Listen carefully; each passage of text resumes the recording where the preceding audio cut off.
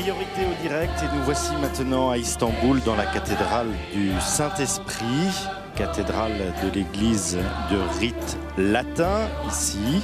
Alors nous avons quitté tout à l'heure le pape après la visite de la mosquée bleue, puis après du musée basilique Sainte-Sophie.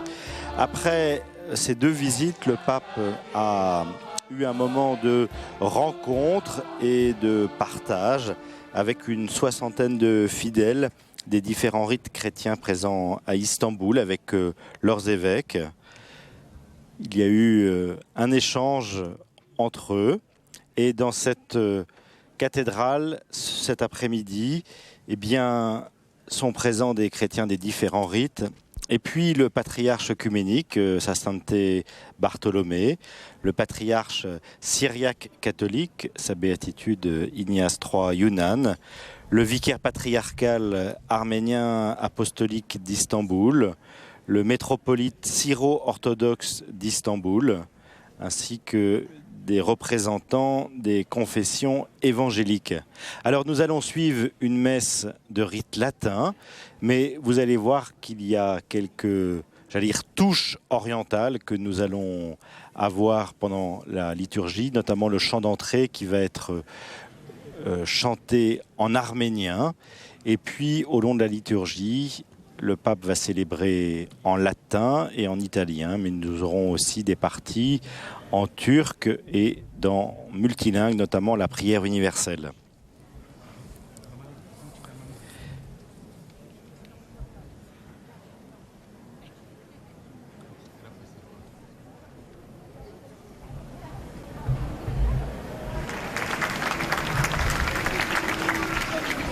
Voilà, quelques applaudissements à l'arrivée du patriarche œcuménique. Vous savez que dans la deuxième partie de l'après-midi, le pape François ira prier avec le patriarche dans la cathédrale patriarcale. Et vous savez que le pape répond à l'invitation du patriarche. Et la date a été choisie parce que le 30 novembre, c'est le jour de la Saint-André. Le patriarche est le successeur de l'apôtre André, le pape est le successeur de l'apôtre Pierre, les deux frères. Deux apôtres qui ont évangélisé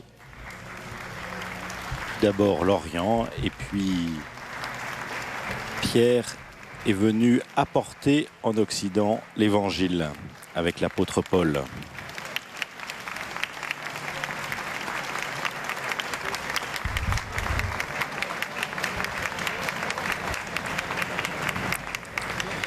Alors la cathédrale catholique est en même temps le siège du vicariat apostolique de la ville, catholique latin. C'est un bâtiment construit au milieu du 19e siècle. On voit dans un goût totalement baroque. Nous sommes quand même loin de l'art oriental. Mais cette cathédrale, c'est d'abord été une église qui a été élevée en cathédrale en 1989. Elle a un plafond à caisson. Et au-dessus de l'autel, nous avons une représentation de la Pentecôte avec la Vierge Marie et les apôtres réunis au moment de la descente de l'Esprit Saint. L'Esprit Saint sous lequel la cathédrale est placée comme vocable. L'autel est dédié au pape Jean XXIII.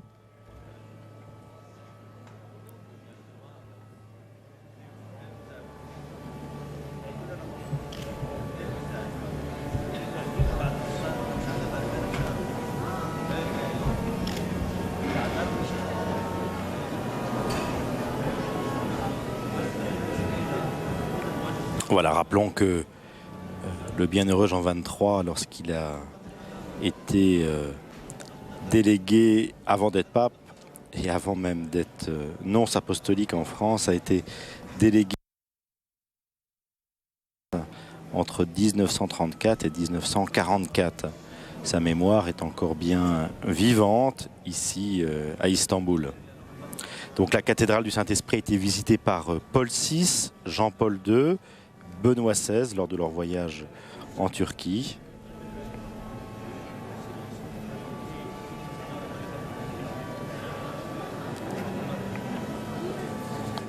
Et c'est là notamment que la communauté latine se réunit. Il y a des messes célébrées en turc, en italien, en français dans cette cathédrale.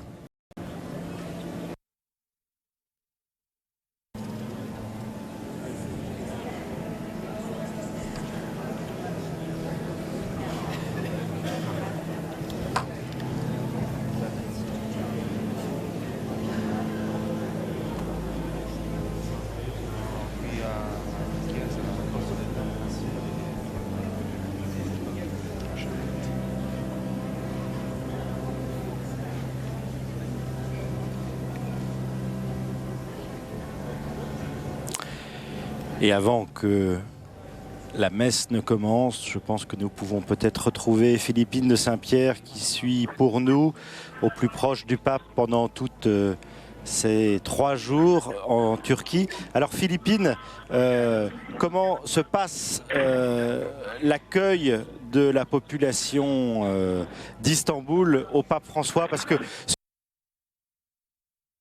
grand monde, comment est-ce que les fidèles et la population d'Istanbul est concernée par ce voyage? Alors écoutez, c'est difficile à dire sur la population d'Istanbul dans son ensemble, sur les 14 millions d'habitants, l'immense majorité de musulmans.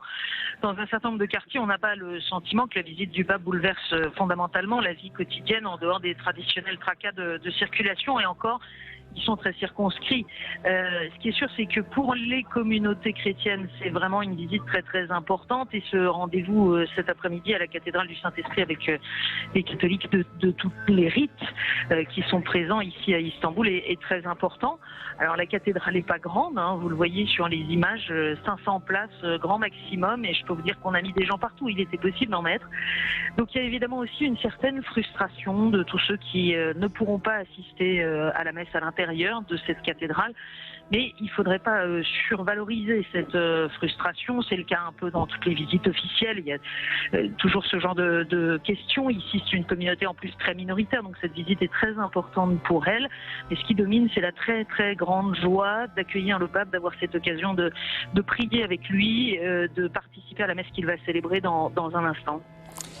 Il y a la rencontre donc avec les catholiques. Tout à l'heure, il y aura la rencontre avec les orthodoxes. On voit quand même que le patriarche Bartholoméo vient assister à la messe catholique de rite latin. Demain matin, le pape viendra assister dans la cathédrale patriarcale à une divine liturgie de rite byzantin. On a l'impression que les 2 poumons de l'Église sont réunis là, non ? Oui, bien sûr, pour reprendre la belle expression de Jean-Paul II, c'est le but premier de ce voyage. C'est l'invitation de Bartholomé à François à venir fêter la Saint-André ici au siège du patriarcat à Constantinople. Donc tout à l'heure, vous le disiez, effectivement, après la messe, il y aura la première rencontre entre les 2 hommes de ce voyage et puis un temps de prière écuménique. Ils sont très proches, le courant passe vraiment bien entre eux. On le rappelait au tout début de ce voyage, mais c'est vrai que la vision de collégialité que porte François résonne bien dans le monde orthodoxe, et donc vous avez sans doute entendu que lorsque Bartholomé est apparu ici à l'entrée de la cathédrale, bien spontanément les fidèles catholiques des différents rites qui sont ici rassemblés ont applaudi sa présence tout le temps qu'il gagne sa place, et pendant que le pape se préparait, ce qui semble être fait maintenant, Thomas. Voilà, nous allons vous quitter, Philippine, puisque nous rentrons maintenant dans la célébration de cette messe ici à Istanbul. Et nous voyons présent notamment Monseigneur Gollnisch, le directeur de l'œuvre d'Orient en France, et puis les évêques des différents rites catholiques présents avec autour du pape le patriarche le patriarche syriaque catholique, sa béatitude, le cardinal Younan.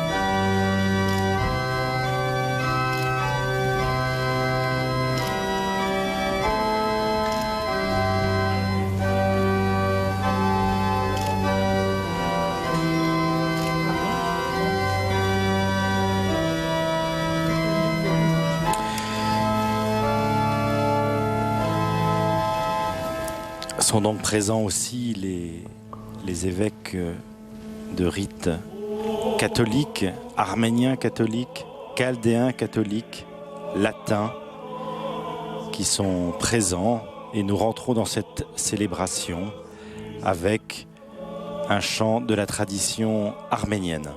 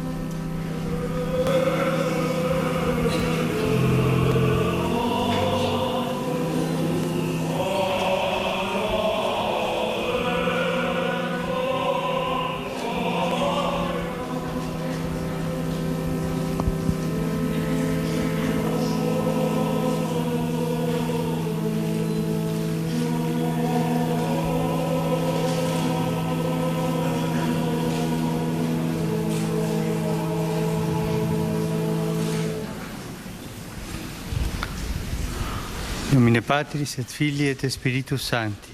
Amen. Pax vobis. Et cum spiritu tuo. Fratres, agnoscamus peccata nostra, ut aptissimus a sacra mysteria celebranda.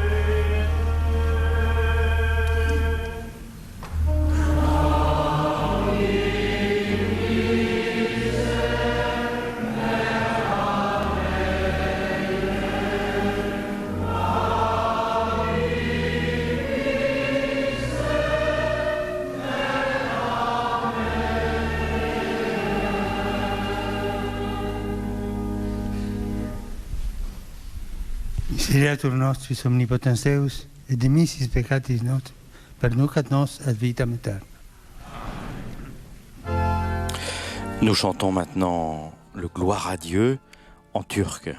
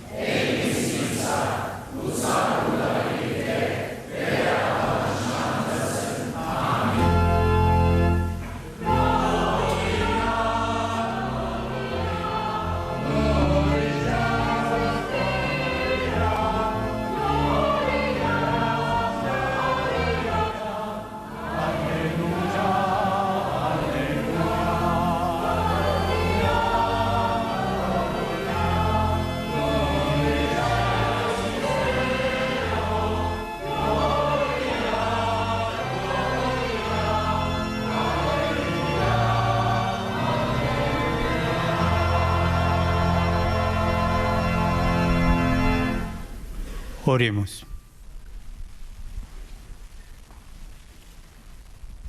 Deus, qui universam ecclesiam tuam in omni gente nationes sanctificas, in tota mundi latitudinem spiritus tui dona defunde, ut quod in ipsis evangelice predicationes exordis tua est operata ad Ignatio, nunc quoque per credentium corda diffundat.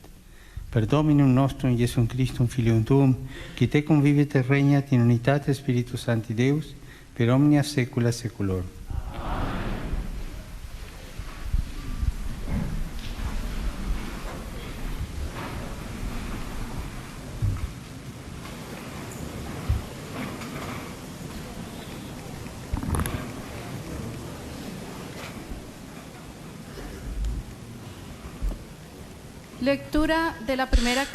Première lettre de Saint Paul apôtre aux Corinthiens.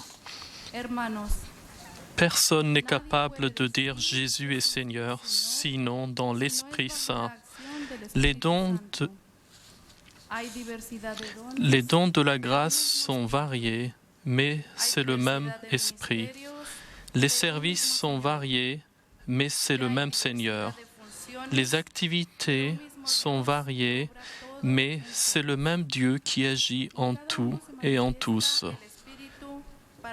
À chacun est donnée la manifestation de l'Esprit en vue du bien commun. Prenons une comparaison. Le corps ne fait qu'un. Il a pourtant plusieurs membres, et tous les membres, malgré leur nombre, ne forment qu'un seul corps. Il en est ainsi pour le Christ. C'est dans un unique esprit, en effet, que nous tous, juifs ou païens, esclaves ou hommes libres, nous avons été baptisés pour former un seul corps. Tous, nous avons été désaltérés par un unique esprit. Parole du Seigneur. Nous chantons maintenant le psaume 102. Bénis le Seigneur, ô mon âme, bénis son nom très saint, ô mon être. Bénis le Seigneur, n'oublie aucun de ses bienfaits.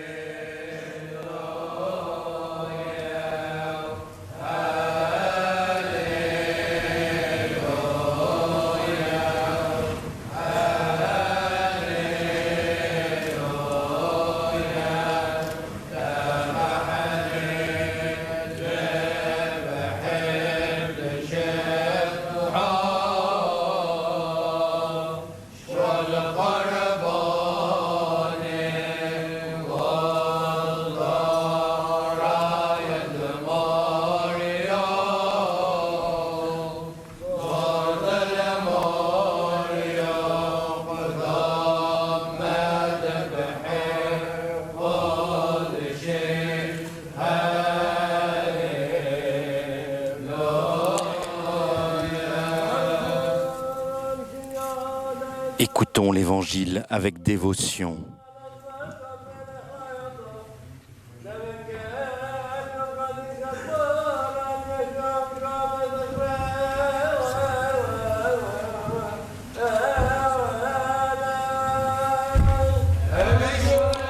Que le Seigneur nous rende dignes.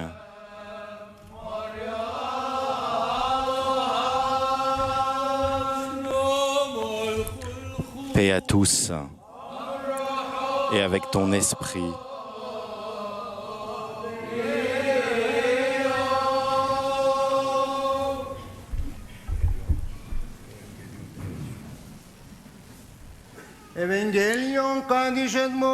Évangile de notre Seigneur Jésus-Christ selon Saint Jean.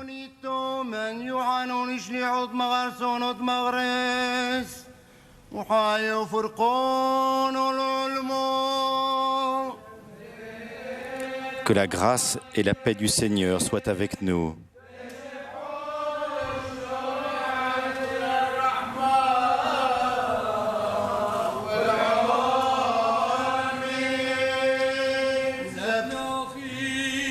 Notre Sauveur, le Verbe de Dieu, selon le plan de Dieu, s'est incarné dans la Vierge Marie.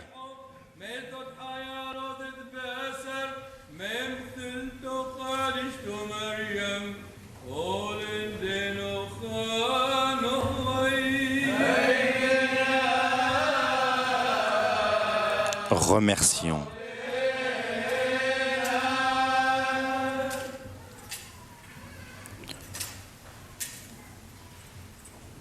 Ce dialogue du rite syriaque nous invite maintenant à écouter l'Évangile. Au jour solennel où se terminait la fête, Jésus, debout, s'écria : « Si quelqu'un a soif, qu'il vienne à moi et qu'il boive. Celui qui croit en moi, comme dit l'Écriture, de son cœur couleront des fleuves d'eau vive. » En disant cela, il parlait de l'Esprit Saint qu'allaient recevoir ceux qui croyaient en lui. En effet, il ne pouvait y avoir l'Esprit puisque Jésus n'avait pas encore été glorifié.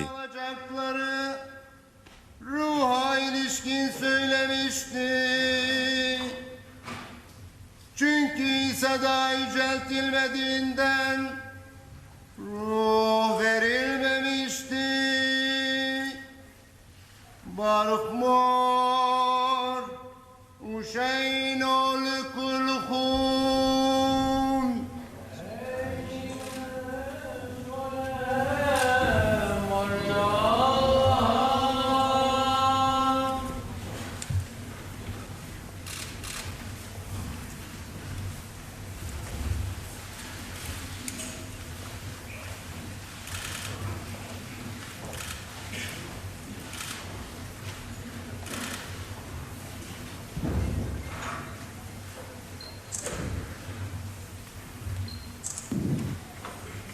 Le Saint-Père, le Pape François va maintenant nous donner l'homélie en cette cathédrale du Saint-Esprit à Istanbul.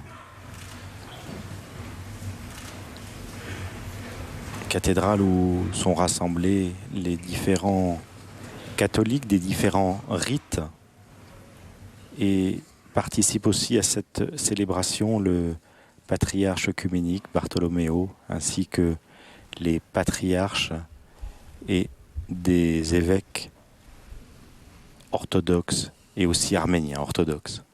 À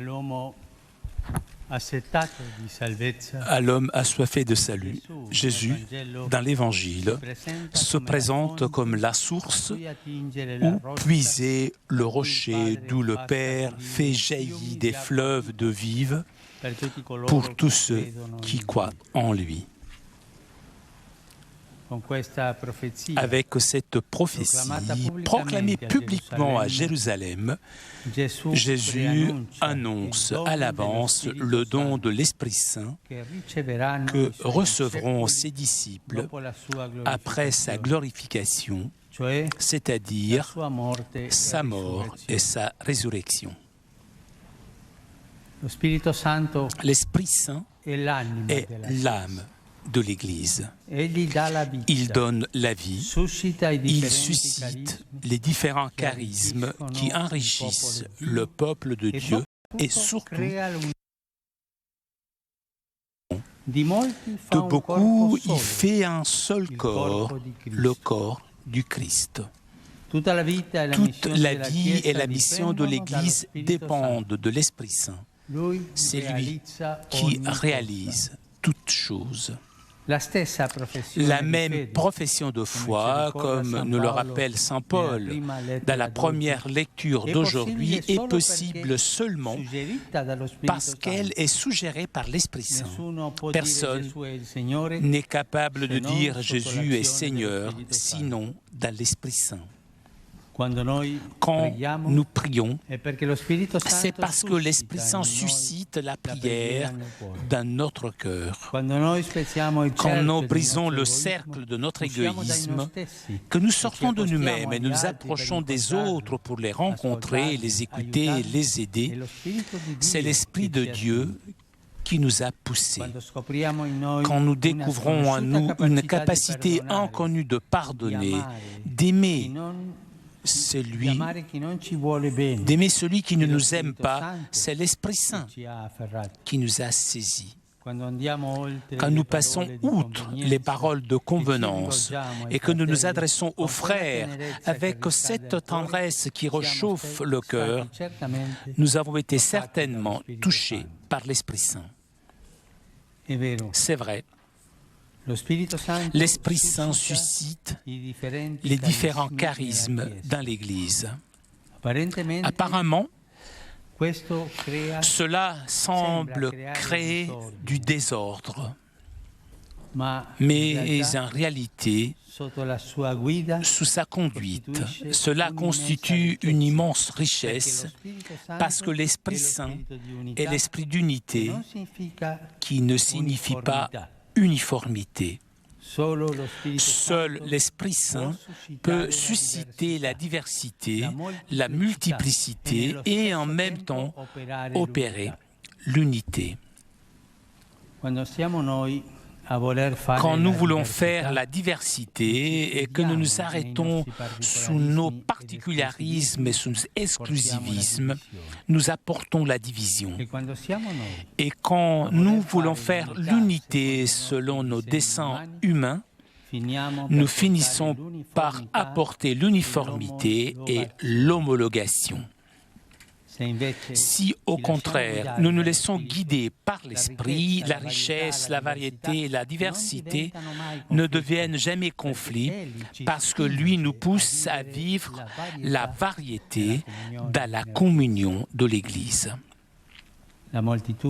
La multitude des membres et des charismes trouve son principe harmonisateur dans l'Esprit du Christ que le Père a envoyé et qui continue d'envoyer pour accomplir l'unité entre les croyants. L'Esprit Saint fait l'unité de l'Église, unité dans la foi, unité dans la charité, unité dans la cohésion intérieure. L'Église et les Églises sont appelées à se laisser guider par l'Esprit Saint en se plaçant dans une attitude d'ouverture, de docilité et d'obéissance. C'est lui qui harmonise l'Église. C'est une belle parole de Saint Basile, le grand. Cela, c'est lui-même est l'harmonie.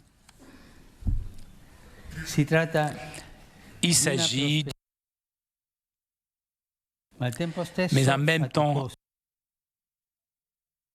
il y a toujours en nous la tentation de résister à l'Esprit Saint parce qu'il bouleverse, parce qu'il secoue, il fait marcher, il pousse l'Église à avancer.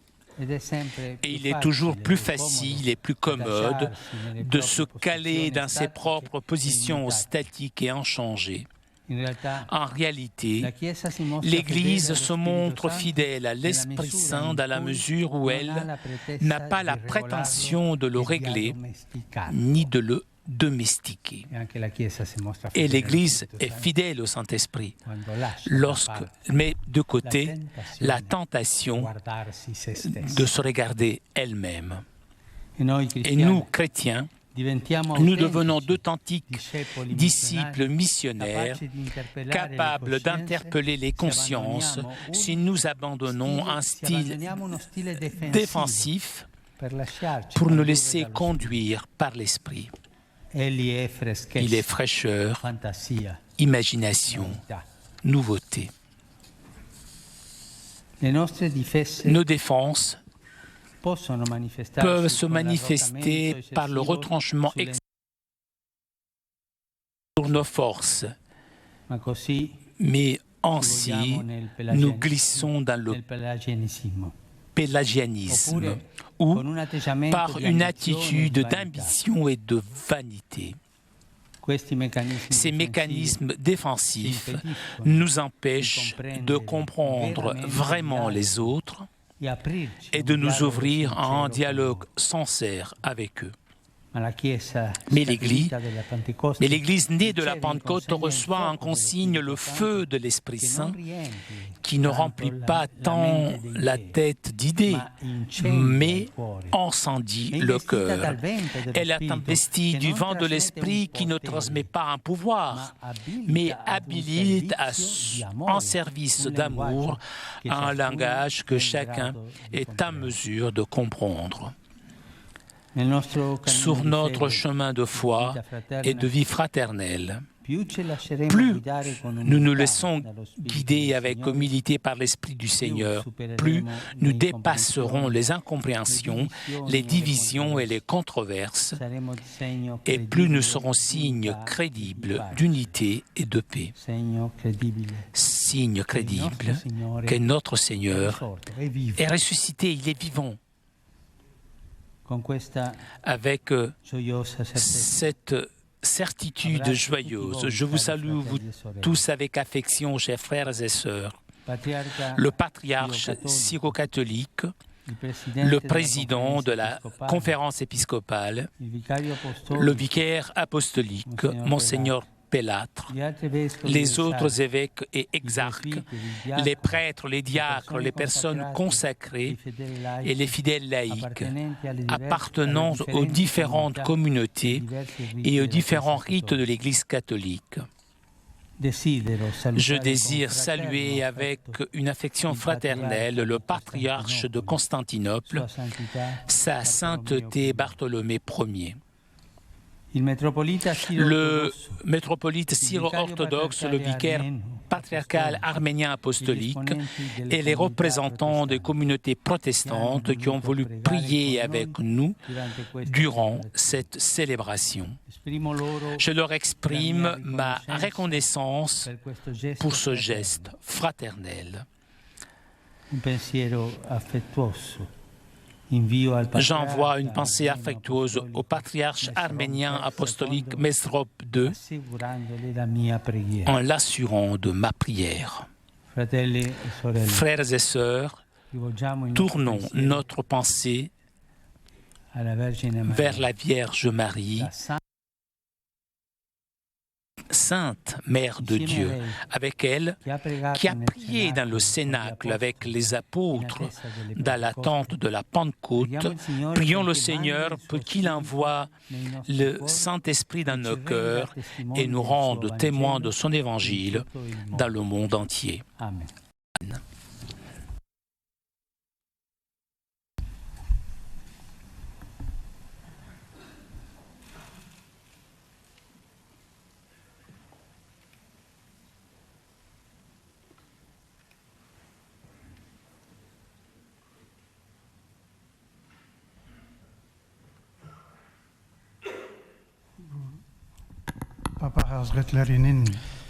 Voilà, l'homélie du pape François va maintenant être traduite en turc pour que chacun des fidèles ici présents puisse goûter les mots du Saint-Père. L'Esprit Saint est l'âme de l'Église, il donne la vie. Il crée l'unité entre les croyants. L'Esprit Saint suscite les différents charismes dans l'Église. L'Esprit Saint fait l'unité de l'Église, l'unité dans la foi, l'unité dans la charité, l'unité dans la cohésion intérieure. L'Église et les Églises sont appelées à se laisser guider par l'Esprit Saint en se plaçant dans une attitude d'ouverture, de docilité et d'obéissance. Nous sommes dans cette célébration avant la célébration œcuménique qui aura lieu tout à l'heure, et cette homélie du Saint-Père sur l'Esprit Saint est une belle méditation et aussi une introduction à cette rencontre entre l'Église catholique et l'Église orthodoxe tout à l'heure.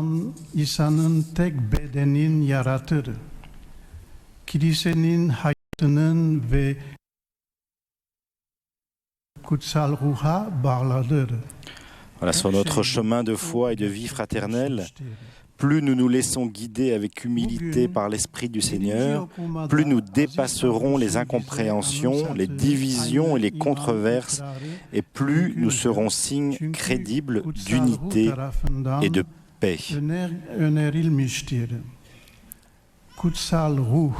L'Église née de la Pentecôte reçoit en consigne le feu de l'Esprit Saint qui ne remplit pas la tête d'idées mais incendie le cœur.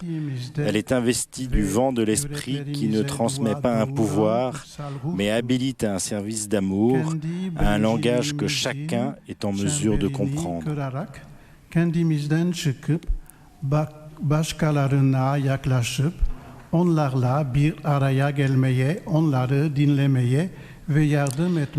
Nous, chrétiens, nous devenons d'authentiques disciples missionnaires capables d'interpeller les consciences si nous abandonnons un style défensif pour nous laisser conduire par l'Esprit. Il est fraîcheur, imagination et nouveauté.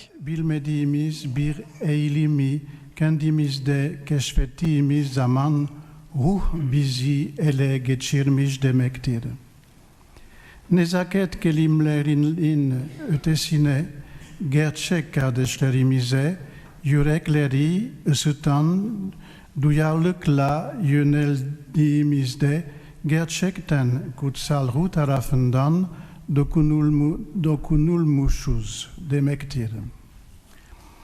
Kutsal ruhun kiliseye farklı ruhsal armağanları bahşettiği doğrudur. Bu bir tür düzensizlik yaratmaya gibi görünse de esnasında onun yönetimini altında olağanüstü bir zenginlik yaratmaktadır. Çünkü kutsal ruh birlik ruhudur. Tekip anlamına gelmez. Farklılığı çoğulculuğu sadece kutsal ruh doğurur. Aynı zamanda birliği de gerçekleştirir. Kendi bireyciliğimiz ve yalnızca kendi dediğimizi doğru sanmacılığımızda farklılık yaratmaya çalıştığımız zaman bölünme yaratıyoruz. Ve kendi insani planlarımızda birlik yaratmaya çalıştığımız zaman da tek tipçiliğe ve amacıyla ulaşıyoruz. Oysa kendimizi kutsal ruh tarafından yönetilmeye bırakıldığımızda zenginlik, çeşitlilik, farklılık asla karşıtlık yaratmıyor. Çünkü o bizi kilisenin birliğinde çeşitliliği yaşamaya yönetiliyor.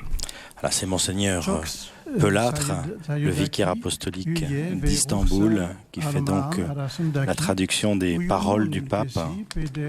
Il est le pasteur de la petite communauté de rite latin, qui est principalement aussi composée de gens expatriés, souvent d'Européens qui viennent travailler ici à Istanbul. Le christianisme ici est vraiment un christianisme oriental de souche avec les Arméniens, les Syriaques, d'où la présence du patriarche syriaque catholique et puis aussi le métropolite syriaque orthodoxe d'Istanbul et puis aussi les Arméniens, donc les Syriaques et aussi les Chaldéens, avec une grosse communauté qui grandit malheureusement de plus en plus avec les réfugiés de Syrie et d'Irak qui viennent ici.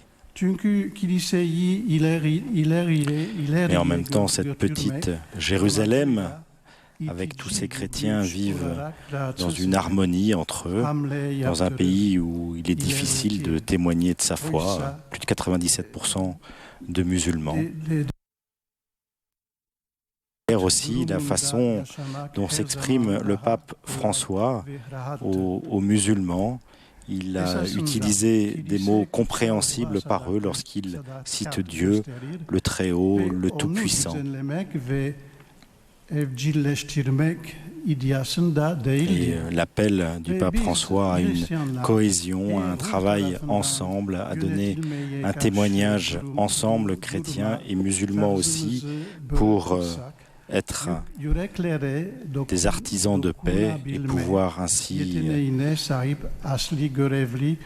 porter atteinte au courant islamique, non être de fidèles représentants de l'Évangile.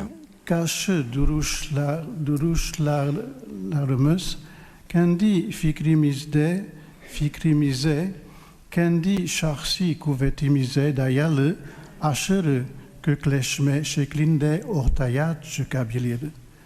Bu durumda Pelagianlara ya da hırs ve hiçliğe düşebiliriz. Cet évangile sur les différents charismes dans l'Église montre aussi que chacun dans sa diversité, grâce à l'Esprit Saint, il y a l'unité dans la foi, dans la charité, dans la cohésion intérieure. L'Église et les Églises sont appelées à se laisser guider par l'Esprit Saint en se plaçant dans une attitude d'ouverture, de docilité et d'obéissance.